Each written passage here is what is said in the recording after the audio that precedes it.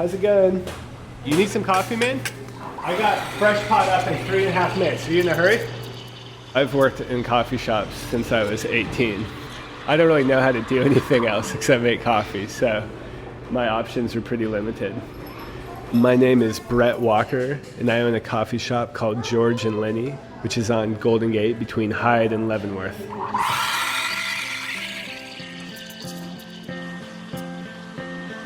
Welcome back to The Intersection. So what changes a corner or a neighborhood? When is change an improvement and when is it not? In this episode, we're getting beyond the gentrification is bad narrative and looking at the complexities of change. We start in a cafe a half a block from Golden Gate in Leavenworth. It's got reclaimed industrial touches and a barista with a really long, bushy beard. In many now upscale neighborhoods across the country, that new cafe was the first sign of things to come. A year ago, the owner Brett leased this spot in San Francisco's Tenderloin, and he opened his doors to customers 6 months ago. He wanted to build something for himself, his girlfriend, and his 8-year-old daughter, who just happens to be working the register today. I had spent time in the Tenderloin, but after being here every day, it is like the Wild West. It's surprising to me that it's just complete chaos down here, you know? It's just you sit here all day and these dudes out here are just selling drugs all day long. While this isn't the norm on many blocks in the Tenderloin, it is part of Brett's everyday reality. I mean, I run out of change, I go across the street and I'm like, yo, drug dealers, here's a stack of 20s, can I get some 5s? And it's the cops show up and they're like, well, you do know this is a Tenderloin. And you're like, oh no, I had no fucking idea. I just signed a 10-year lease on a business and expected to show up and it'd be like the marina. Even though Brett doesn't want to gentrify the neighborhood, it's the promise of change and development that lured him here. A year ago, a friend brought me here and he worked for the city, and so he had a decent understanding of what was going on in the area as far as new construction and people moving in and out and kind of what might transpire in the Tenderloin in the next few years.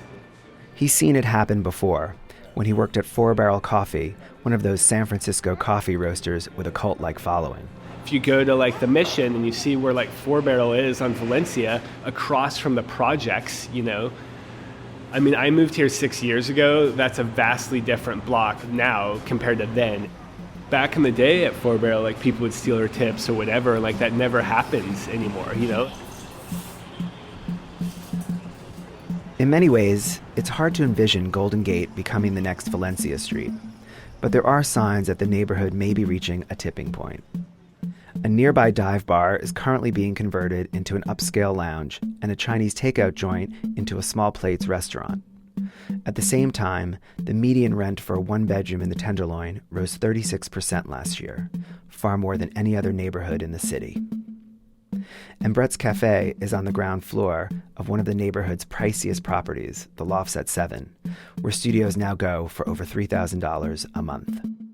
But it's not just the lofts and cafes that have neighbors thinking change is afoot. There's been talk about what might be coming to the empty storefront on the northeast corner of Golden Gate and Leavenworth. That's where the Big Boy Market used to be. The store was a notorious trouble spot, according to Kim Jackson and Mike Anderer, who work nearby. The Big Boy Market, unfortunately, had become a center for negative activity. People were selling stolen property, they were selling drugs inside the market. It was bad. There was frequently fights that would break out. It did not go unnoticed by Jason Chernus, then captain of the Tenderloin Police Station. Some of the clerks were playing both sides of the fence. You know, they'd hold money for the drug dealers, and it was just a beehive of criminal activity around that location. Complaints every day. We've had enough. So finally we started asking people, hey, send us an email with your name on it and tell us exactly what you're seeing. So we started flooding the city attorney's office with these emails, and then he finally said, you know what, I have enough material here to file a lawsuit against you for a public nuisance. Eventually the store owner just decided to close up shop, which we considered a really big win. And there was an immediate change in the level of activity on that corner. Now something new is going in there. Imagine the polar opposite of a violent, drug-infested corner store across from a middle school and a childcare center. That's pretty much the nonprofit 826 Valencia. It's a writing and tutoring center in the Mission, co-founded by author Dave Eggers. But you wouldn't know it's a tutoring center if you were just walking by. That's because the front is a pirate supply shop where you can buy peg legs, eye patches, and all your pirate needs. Founded in 2002, before a tsunami of high-end retail transformed the Mission, 826 was started specifically to help the neighborhood's Latino kids. Many were growing up in Spanish-speaking monolingual homes and falling behind in reading and writing. The curio shop/tutoring center now serves more than 6,000 kids a year from all over the city. It has become a national nonprofit with centers across the country. And a year or so ago, they began to think about what's next in San Francisco. I'm Dave Eggers, the co-founder of 826 Valencia. As a mission, 826 from the beginning has been to go deeper in this city. And Beta identified the next place that there was great need there and there wasn't a similar center. My name is Beta Nazarian, and I'm the executive director of 826 Valencia. Our volunteers have to get there and believe in serving the community there. So we asked our volunteers, where else would you travel to support kids who are in our focal group, so low-income students of color? And the Tenderloin was by far the highest, the most interest. While a quarter of Latino families have moved out or been displaced from the Mission since 826 opened its doors, the Tenderloin's Hispanic population has increased by more than 50%. And the neighborhood is home to nearly 4,000 children. This is a neighborhood where kids aren't seen that often, so people assume that there aren't that many kids, but there are so many families. And those kids have, to some extent been underserved. We spent the last year meeting folks in the neighborhood and raising money and looking for a space. And in San Francisco's hot real estate market, that presented a challenge because they needed to find something accessible, affordable, and big enough. A number of the landlords are prospecting that everything will go up so quickly, right? They want to make a buck. And so, we just kept looking. Eventually, they were put in touch with the man who owns the building on the corner where the Big Boy Market used to be. My name is Paul Boschetti, and I own the 172 Golden Gate. Originally, he didn't want to rent to a nonprofit. There is enough nonprofit in the Tenderloin. But his broker wouldn't let it go. He called me, said, the director of this outfit want to talk to you. Just let's go and talk to them. You don't have to rent it to them. I said, okay, I'll go and talk to them. I mean, his eyes couldn't have been wider as he walked through our pirate supply store and he saw children and adults sitting side by side, learning and working and writing. I mean, I think it kind of shifted his view of what could happen next. I thought to myself, if I was a young kid, I think I would like something like that myself. Then it was time for Dave and Beta to visit Paul's building at Golden Gate and Leavenworth. Aside from the infamous Big Boy Market, which only rented a fraction of the space, the ground floor has been largely vacant for 20 years. It had been the headquarters for the United Artists Theater chain until the late 1980s, and before that, it was home to a gay bar, an upscale lounge, a Filipino restaurant, a film archive, and more. But that was a long time ago. I went to look at it, and it was a really interesting place because it hasn't been changed in decades. It's a Warren-like space with all these little weird rooms that have been built ad hoc over the years for different reasons, and the space is 5,000 square feet, but it's probably subdivided 30 times. When you walk through, it smells like grossness. I don't have I just remember I stopped inhaling as I was walking through.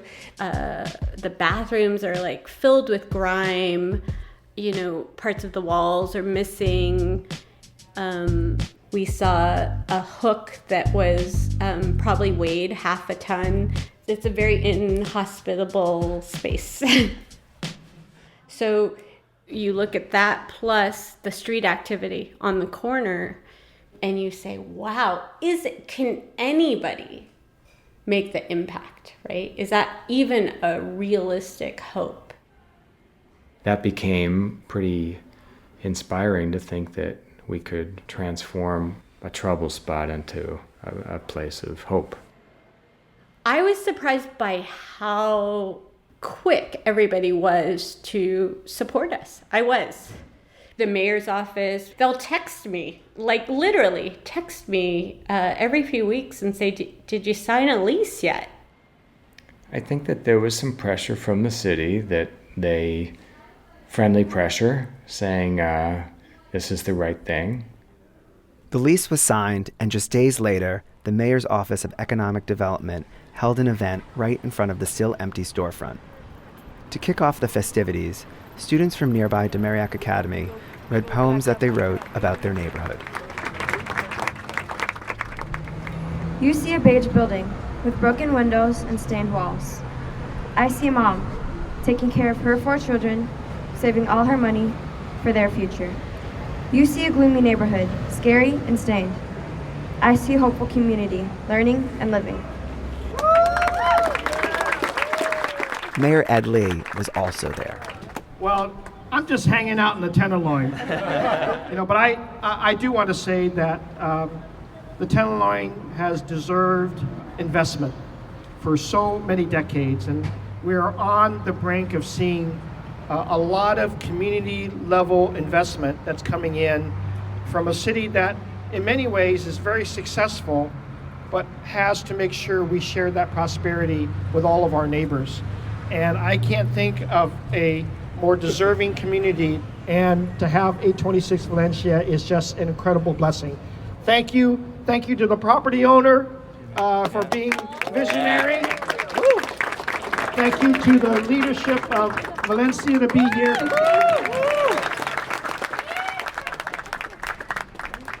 826 is making a long-term investment in the corner. They've signed a 20-year lease, and they're moving much of their staff from Valencia Street to the Tenderloin location. The space will be completely transformed by a $1.2 million renovation, with much of the work donated by local builders, artists, and architects. At first, Beta held a workshop. She asked the kids what their ideas were. They had 1,000 ideas and stuff, but the best one among them was a tree fort in the middle of the space, which has very low ceilings right now, but they're actually 16-foot ceilings. So we all got attached to that, and that built sort of the framework for the idea that the whole space would be about exploring, whether it's this planet or other planets, whether it's some deserted island or a city or whatever, but in the middle of it there'll be a tree fort. The retail space will be an old-timey general store run by an intrepid pufferfish character who's traveled the world and returned with all sorts of quirky treasures. And I had this idea that there would be multiple entry points from the store to the tutoring space. So you'll walk in and you'll see a whole wall of doors, like crazy doors in different shapes, circular doors, bacon-shaped doors, oval doors, and crooked doors, to sort of symbolize you're entering a new space. Everybody's different. Whatever door feels right to you, you can go through it, and it all gets you to the same place, which is this happy, safe place. While construction is going to take almost a year, 826 is quickly becoming part of the neighborhood. They're running an after-school poetry program at Demariac Academy, and on this day, they've set up a table in front of their soon-to-be storefront during the neighborhood's monthly Four Corner Friday event. Hi. What are you guys doing here today? We're here handing out free student publications from our past 13 years of doing work over in the Mission District. Yeah. 826 plans to open on the corner in late spring. The significance of their arrival is not lost on their co-founder. It's a fantastic example of how a group of dedicated people can pull together and try to improve their neighborhood at a time when a lot is changing. You just want it to happen tomorrow, though. Kim Jackson and Mike Anderer, who work nearby, and Captain Jason Chernus couldn't agree more. All of us really worked at that. We all spent time pitching them and telling them how wonderful they are and how we really want them and need them. I think that a year from now, you'll see a very different Golden Gate in Leavenworth. Go to the 800 block of Valencia Street now. It's completely different than when they first moved in there, 10 or 15 years ago when they started. It's tempting to make that leap, that like Valencia Street, this corner of the Tenderloin might be completely transformed. Right across the street, in the parking lot of the former YMCA, a controversial plan has been approved to build 200 market-rate micro-units. And within 2 blocks, another 400 market-rate units are in the pipeline.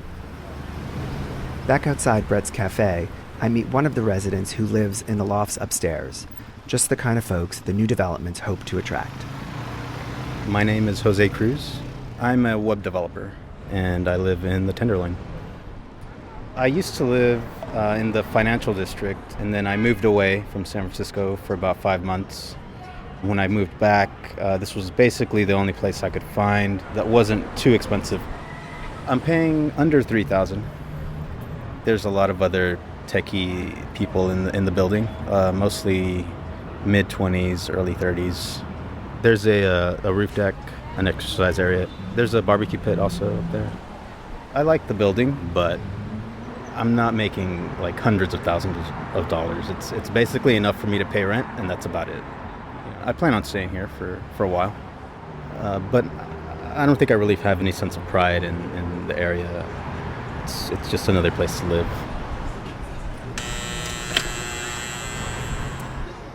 A cafe and an art gallery open.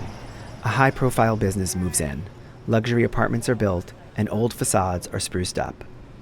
Time after time, in neighborhood after neighborhood, we've seen how this story ends, with the displacement of the poor and vulnerable by the wealthier and more secure.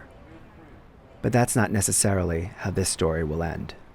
I mean, there are real concerns about displacement in the Mission and other neighborhoods. But in the Tenderloin, there's almost no non-fault evictions. There's literally none. So it's a very different situation. That's Randy Shaw, the director of the Tenderloin Housing Clinic. He has fought on behalf of low-income tenants for decades. He thinks the difference in the Tenderloin is a housing landscape unlike any in this city or most cities. I always say the gentry like to own. There's few, if any, neighborhoods in the United States that have gentrified without ownership, and there's really not much ownership opportunity. Right now there's no ownership in the Tenderloin. There's like one condo that converted in 1964. What's also unique is that at least a quarter of the housing stock in the neighborhood is actually owned by nonprofits that serve the poor, addicted, elderly, and formerly homeless. They're invested in the neighborhood and low-income housing, so they're not going anywhere. And finally, there are thousands of SRO units, small rooms with shared bathrooms, where some of the city's most vulnerable live. These are protected by hard-won city ordinances, which make it illegal to convert, combine, or condoize them. But that doesn't mean some people wouldn't like to. In mid-March, owners of 6 SROs nearby go before the city's planning commission with a proposal to convert their properties into tourist hotels. If the precedent is set, it could dramatically change who lives here. Randy is confident that the proposal won't be approved, and that the neighborhood's future as a home for lower-income people is secure. He believes that decades of work of the many, many neighborhood advocates and activists is finally paying off. For over 30 years, I have worked in the Tenderloin. It's been a very rocky and turbulent ride at times, but I think we are heading ultimately for a smooth landing. So what's the goal? Well, the goals of us who've been around a long time in the Tenderloin really have not changed at all. We've always wanted it to be a neighborhood where people, it's not simply the place where the low-income people, the last place they can afford to live, but a place they desire to live. And when I say a safe landing, we will end up in a neighborhood that doesn't have the crime that is a problem in the public drug dealing, that poor people have not been displaced, that is the mixed income neighborhood that is a desirable place. So we have low-income people who are saying, great, I'm so happy to be living in the Tenderloin, instead of, well, I'm living in the Tenderloin because I know what else I can afford, which is a different thing. A few things do seem certain. The corner and the neighborhood are changing. Incomes in the neighborhood will become more mixed as new buildings are built and folks move out of their rent-controlled units. What happens after that, really, is anybody's guess. If Randy is correct, I do wonder how the new arrivals will mix with the old-timers. What will a safer, cleaner neighborhood mean to the kids here? What will happen to the addicted and mentally ill who are homeless? Will they still call these streets home? And what about the drug dealers who come from Oakland to make a living? A year later, I still have so many questions.